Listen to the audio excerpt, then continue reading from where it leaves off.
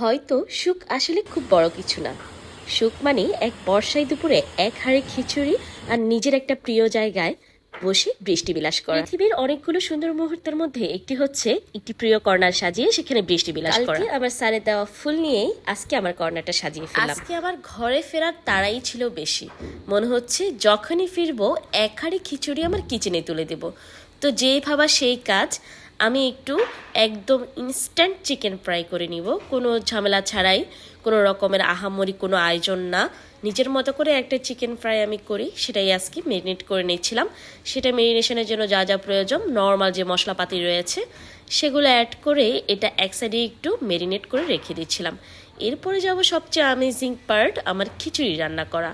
আজকে রান্না করতে করতে আমি বেশ উপভোগ করছিলাম পুরো সময়টা। আমি কিন্তু আজকে খিচুড়িটা একদম ট্রেডিশনাল ওয়েতে করছি, কোনো রকম বাড়তি মশলা দিচ্ছি না, শুধুমাত্র চাল ডালের যাতে একদম টেস্টটা ভালো পাওয়া যায় এই জন্য খুবই একদম নর্মাল মশলা দিয়ে খিচুড়ি একটু মশলা অ্যাড করে দিয়েছি। ভাবুন তো একবার, বাইরে বৃষ্টি পড়ছে আর ভেতরে খিচুড়ির গন্ধে পুরো ঘর মৌ মৌ করছে। এই ছোট ছোট দৃশ্যগুলোই হয়তো একদিন স্মৃতি হবে।